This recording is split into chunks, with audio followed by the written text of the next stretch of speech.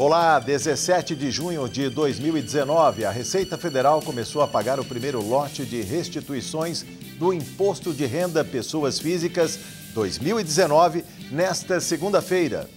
Mais de 2,5 milhões de contribuintes idosos ou com algum tipo de deficiência ou doença grave deverão receber o benefício, que deverá passar de 5 bilhões de reais.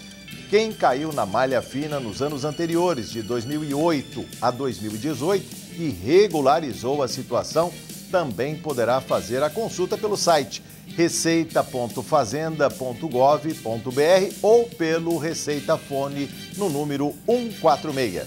Veja agora outros destaques desta edição. Os 108 anos da Assembleia de Deus foram comemorados aqui no Parlamento Paulista. Pessoas com necessidades especiais lutam por garantia de direitos. Eles temem o fim dos conselhos representantes dos portadores de deficiência. Partido dos Trabalhadores criou frente parlamentar em busca do fortalecimento da agricultura familiar. O Jornal da Assembleia começa agora. Os 108 anos da Assembleia de Deus foram comemorados aqui no Parlamento Paulista. A iniciativa da solenidade foi do deputado Tenente Nascimento, do PSL. No plenário Juscelino Kubitschek, palco de debates dos parlamentares, o hino entoado por 50 mulheres dá o tom da alegria e reverência da comemoração.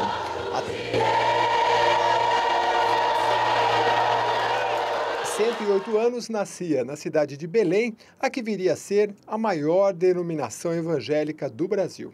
Hoje nós temos a oportunidade de aqui estar apresentando esta solene com o Ministério do Ipiranga, através do pastor Alcides Fávaro, que é hoje o presidente desse ministério. E junto com os demais pastores, com toda a diretoria, outros ministérios estarão conosco aqui, Parque São Rafael, também tem São Mateus, enfim, todos os ministérios unidos num só propósito, que é agradecer a Deus, adorar a beleza da sua santidade, num grande compromisso com a obra do Senhor. Hoje a Assembleia de Deus está presente em mais de 180 cidades no mundo. Representantes de convenções da igreja vieram prestar as suas homenagens. É louvável essa ideia, essa comemoração, temos que fazê-lo, até porque é o seguinte, só nós podemos fazer isso, não é? Então, louvo a Deus pela vida do deputado Manuel Nascimento, toda a sua assessoria, a Assembleia Legislativa do Estado de São Paulo, na pessoa de todos os deputados que aprovaram, e em nome daqueles que eu represento, a AD Cubatão e também a Comadesp, a minha gratidão por estarmos juntos aqui comemorando os 108 anos da Assembleia de Deus. Quando nós conseguimos reunir a igreja para nos lembrarmos da sua fundação, da sua existência, do seu crescimento, do seu desenvolvimento, e a igreja hoje ser o que ela é, uma cerimônia como esta só pode invadir o nosso coração, a nossa alma, fazer com que nós sintamos a alegria de servir ao Senhor numa igreja tão maravilhosa. No Parlamento Paulista, integrantes da Igreja Evangélica Assembleia de Deus no Ipiranga, que conta com mais de 1000 templos espalhados pelo Brasil, juntamente com outros ministérios, superlotaram o plenário. Hoje a nossa presença aqui para esta comemoração é muito importante. O nosso sentimento é dos melhores, porque estamos nos lembrando daquilo que os nossos antepassados fizeram.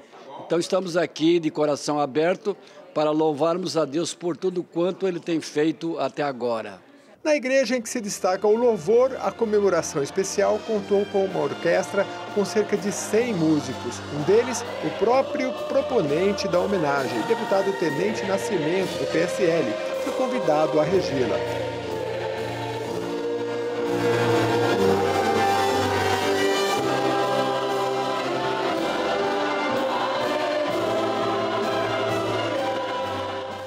O canto infantil do cantor Cauê representou as crianças.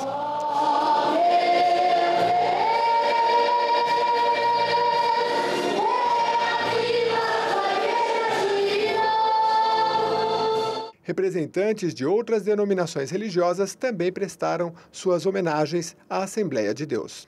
Essa história bonita que começou lá com 2 missionários, e veja aí que a Assembleia de Deus se tornou uma grande nação, como Deus prometeu para Abraão: de ti farei uma grande nação, e isso se cumpriu na vida da Assembleia de Deus.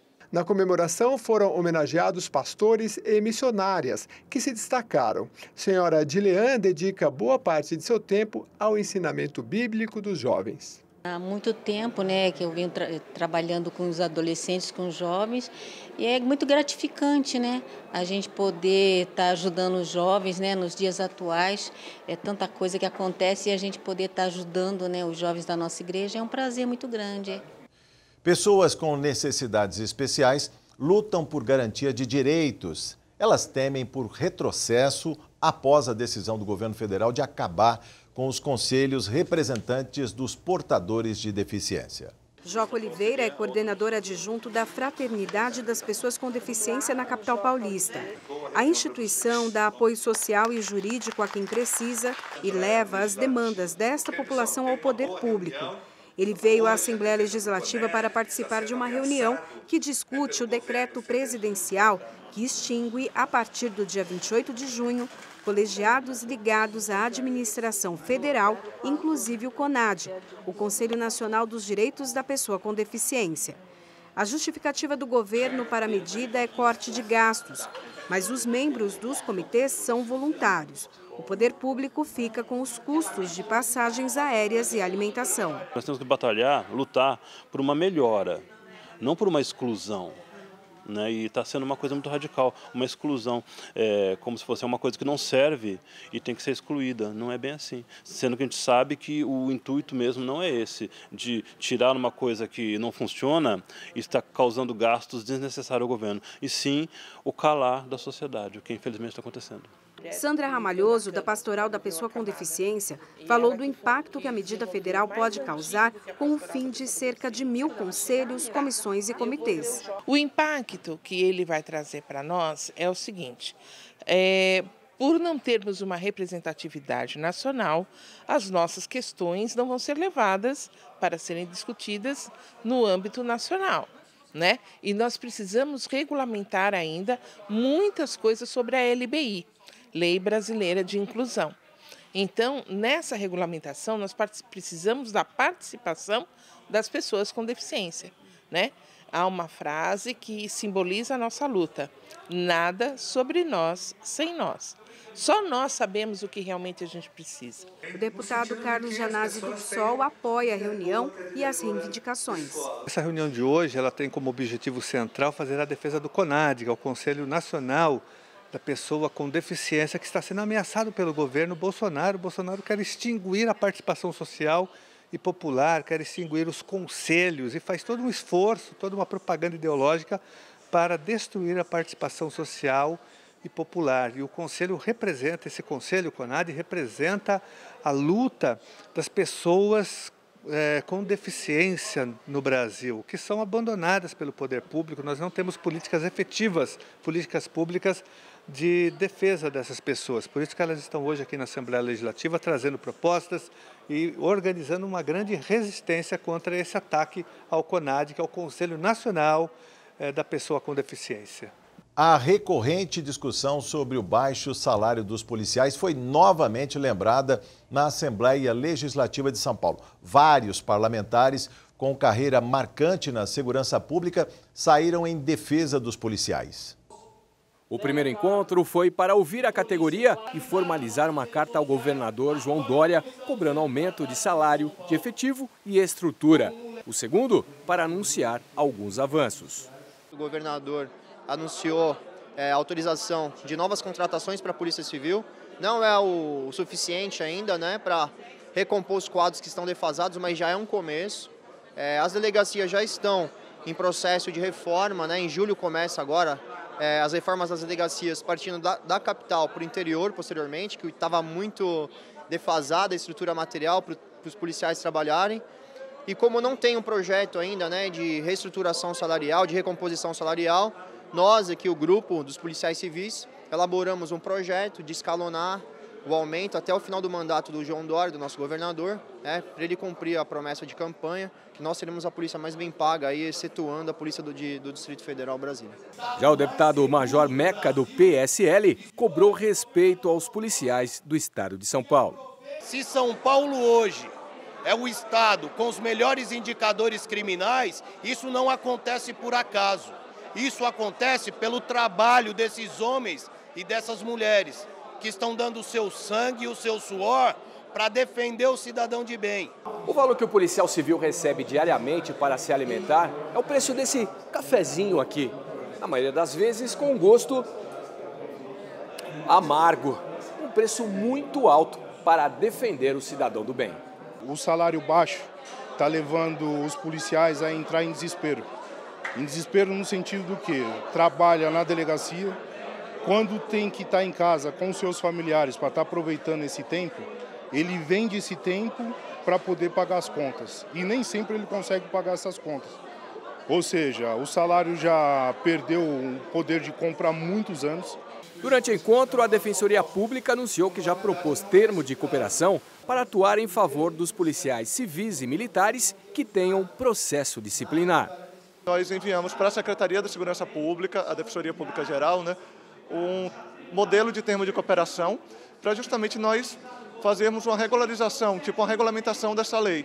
E nós enviamos isso no começo do ano, justamente com a ideia de termos um fluxo para poder atender esses policiais no caso de processos disciplinares na corregedoria, tanto da Polícia Civil quanto da Polícia Militar. Senador por São Paulo, Major Olímpio do PSL, prestigiou o evento. A polícia no Brasil ela tem que ser instrumentalizada. Primeiro, tem que se regulamentar o papel da polícia brasileira, que depois de 30 anos da Constituição não foi feito ainda. Depois, não se faz segurança só com boa vontade. Se você não tiver investimento maciço no treinamento, em salário sim, em condições de trabalho, em respaldo jurídico. Então nós temos muito que avançar para os próximos anos.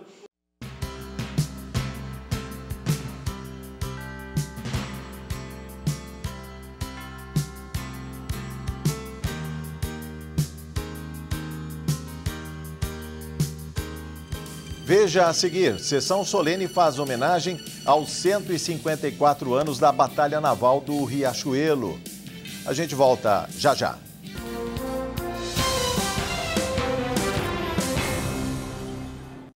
Mais de 13 mil veículos foram roubados na capital paulista somente no ano passado. Em conferência internacional, debateu o enfrentamento à violência. O repórter Maxwell Figueiredo acompanhou o encontro. As imagens que rodaram o mundo em 2013 foram relembradas na conferência que recebeu chefes de polícia do Brasil e Estados Unidos.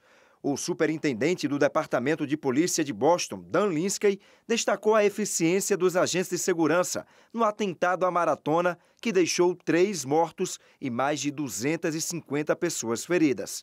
O enfrentamento à violência em eventos de grande porte, como a Maratona de Boston, foi apenas um dos assuntos discutidos na conferência. Policiamento comunitário e o cuidado com a inteligência emocional dos agentes de segurança também foram temas de palestras. Afinal de contas, são eles que estão nas ruas todos os dias. Só na capital, no ano passado, de acordo com a Secretaria Estadual de Segurança, 13.240 veículos foram roubados. O deputado Tenente Nascimento, do PSL, participou da conferência e reforçou que é preciso investir em tecnologia para combater esse tipo de crime. A segurança hoje está pautada também na tecnologia, na informação e participando desse evento vamos aqui encontrar, com certeza, muitos caminhos para melhorar e atender os anseios da população. Essa é a primeira vez em 126 anos que a Conferência Regional da Associação Internacional de Chefes de Polícia acontece fora dos Estados Unidos.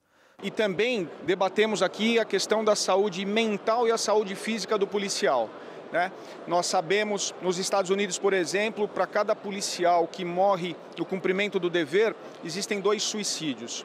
E os nossos agentes de segurança também estão expostos a isso. Então é um olhar também para o nosso principal valor, que é o homem e a mulher policial, para olhar como está a sua saúde e para que ele esteja rígido para prestar um serviço que a população tão espera e merece da sua polícia. O evento foi encerrado com a presença do governador de São Paulo, João Dória, do PSDB. A importância das ciências humanas foi destaque em uma audiência pública aqui na Assembleia Legislativa. A iniciativa foi do deputado Carlos Gianazzi, do PSOL, que recebeu representantes de várias associações. A mesa redonda foi no plenário Dom Pedro I.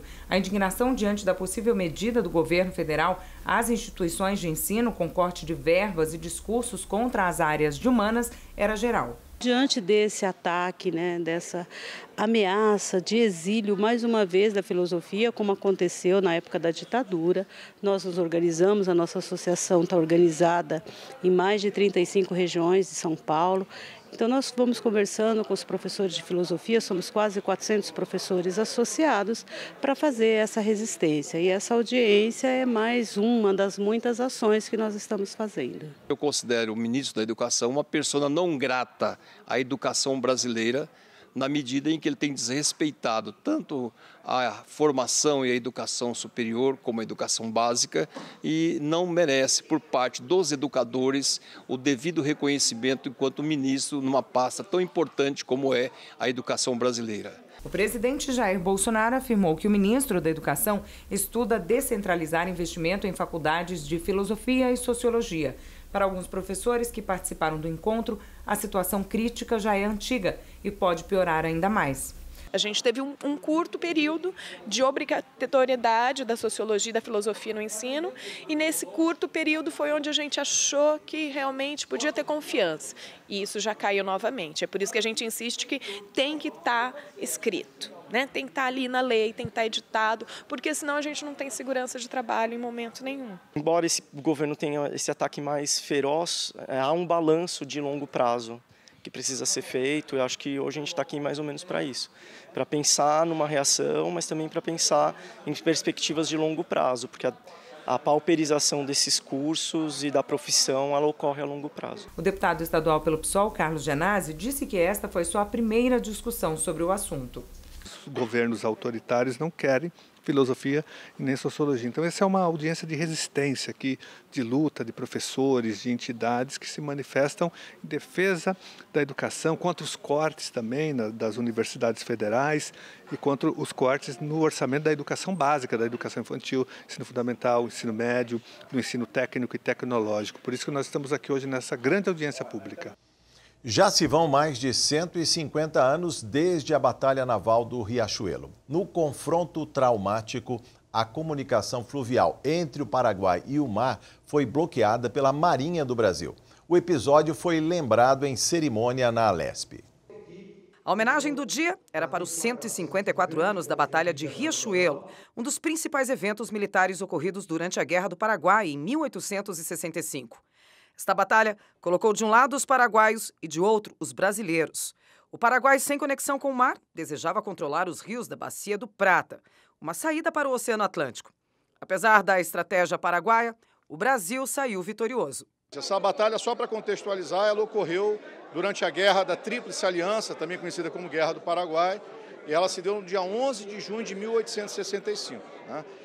A guerra, como um todo, começou com a tentativa do Paraguai de obter uma saída para o mar, ou a facilidade de acesso ao mar via a Bacia do Prata, mais ao sul, e como isso interferia com a soberania dos outros países, acabou-se chegando a um estado de beligerância. Então, as tropas paraguaias invadiram o território do Mato Grosso, hoje Mato Grosso do Sul, e também apresaram um navio nosso, que estava levando o presidente da província de Mato Grosso, o navio Marquês de Olinda. Ele foi apresado pelos paraguaios, um ato que realmente não tinha outra saída senão o recurso à força militar. O senador Major Olímpio, também presente na sessão solene, fez questão de reconhecer a força da Marinha brasileira e destacou a participação na tecnologia. Defesa dos nossos mares, da nossa territorialidade, pelo que faz em todo o Brasil, dentro dos projetos estratégicos do Brasil, com a propulsão nuclear que é desenvolvida pela Marinha. Pela Marinha, o submarino nuclear, que é simplesmente a questão de reator para o submarino, mas todo o trabalho para a propulsão nuclear brasileira, estratégica, é desencadeado pela Marinha. O deputado Coronel Telhada reforçou que o país precisa resgatar sua memória. O importante é dizer que nós, temos um Brasil pujante, nós temos um Brasil sempre em crescimento graças à ação dessas pessoas do passado. E hoje, nessa homenagem que o deputado Castelo Branco faz nessa casa, é para lembrarmos justamente isso, não só comemorarmos o Dia da Marinha, como para lembrar os 154 anos da Batalha de Riachuelo. Lembrar que homens e mulheres fizeram esse Brasil. E como o próprio Tamandaré dizia, nós não podemos esquecer que uma frase que ele falou que deve ficar para sempre, que cada brasileiro cumpra o seu dever. A homenagem veio através do deputado Castelo Branco, que fez questão de lembrar o atual aparato naval que temos hoje no Brasil. A homenagem à Marinha é muito importante, o Brasil nasceu da Marinha, Pedro Álvares Cabral chegou numa caravela, a capitania dos portos foi ocupada pelos fuzileiros navais da época, o Brasil nasceu com esse espírito de mar, Fernando Pessoa, Camões, toda a cultura lusitana. E ainda hoje a Marinha desempenha um papel importantíssimo. O maior projeto de tecnologia hoje, na minha opinião, é o projeto do submarino nuclear, por exemplo, que é a arma mais poderosa que as Forças Armadas podem ter. E eu fui de Marinha, né? Fui piloto aeronaval, embarquei no porta-aviões, servi na fragata Niterói e na fragata União, então eu tive a oportunidade de conviver com esse clima naval. Candidatos aprovados para uma das vagas do Sistema de Seleção Unificado, o SISU, têm até hoje para efetivar a matrícula na instituição de ensino. Esta segunda também é o último dia para o estudante indicar se quer entrar na lista de espera de algum curso. Para manifestar interesse, o candidato deve acessar a página sisu.mec.gov.br. O SISU é um sistema de seleção que usa a nota do Enem como critério de seleção para universidades públicas de todo o país.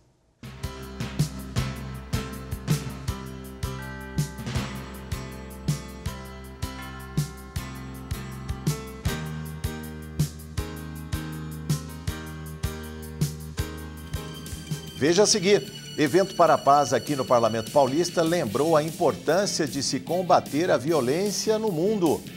A gente volta já.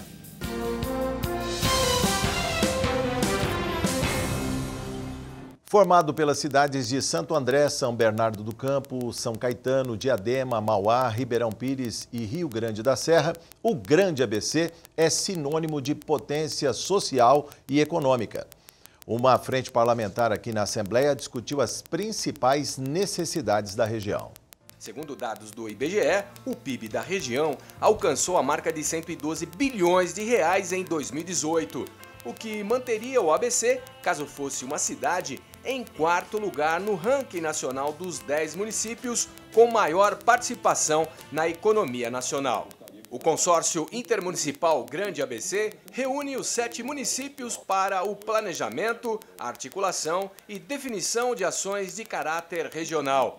O engenheiro civil Edgar Brandão foi o especialista trazido pela frente parlamentar para fazer uma apresentação técnica sobre a atuação do consórcio. O consórcio é regido por uma assembleia de prefeitos, mensalmente se reúne os 7 prefeitos, ela na verdade é soberana e as decisões de grande valia, grande porte, são tomadas na assembleia. Todo mês eles se reúnem para isso. Agora o que está faltando? A gente conseguir um pouco mais de recurso através dele para você aumentar e melhorar os programas. O principal tema abordado durante a reunião da frente parlamentar foi sobre a linha 18 bronze do metrô, que poderá ligar as estações Tamanduateí e Djalma Dutra, no centro de São Bernardo do Campo. O encontro também serviu para articular a defesa do meio de transporte, após o governo estadual anunciar que estuda a adoção de um corredor de ônibus no lugar do sistema sobre trilhos. O intuito aí da frente parlamentar é unir todas as forças políticas, nossa região, sociedade civil, também as entidades de classe, os sindicatos. A gente tem muita demanda no ABC, o ABC está há muito tempo esquecido e acho que a gente não estiver unido, a gente não vai conseguir avançar nessas questões. Desde a década de 70 que a gente espera alguma novidade em relação a isso, acredito que esse ano o governador vai ter um olhar especial à região do Grande ABC, que vai trazer grandes ganhos para nós. O Parlamento Mundial para a Segurança e Paz lembrou na Assembleia Legislativa de São Paulo a importância de se combater a violência no mundo.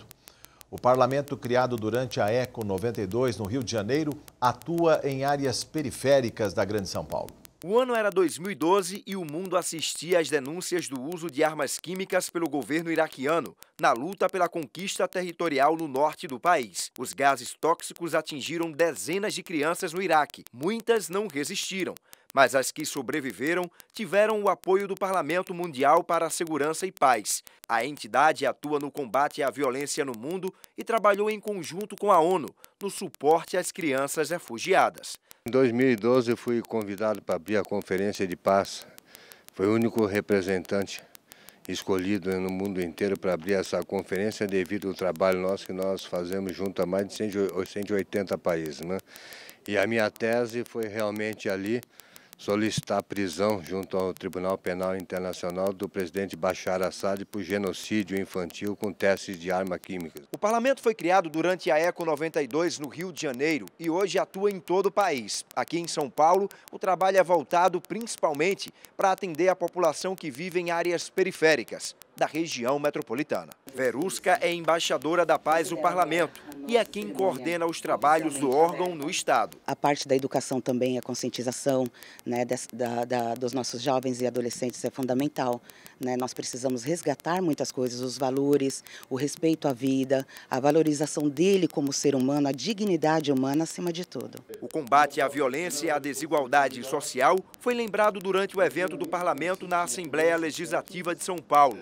O deputado Coronel Nishikawa, do PSL, um dos homenageados, disse que o olhar da entidade para a região periférica ajuda a construir uma sociedade mais justa. As pessoas são mais suscetíveis, são mais fáceis de ser até cooptado pelo tráfico. Então, tudo isso é uma preocupação da juventude hoje para a gente poder trazer ao nosso lado, para a gente poder dar uma educação melhor, dar uma assistência melhor, que o que falta na periferia é justamente isso. A periferia normalmente é esquecida, mas a embaixadora, por exemplo, ela se preocupa com isso e tem feito esse trabalho maravilhoso para que se recupere essas crianças.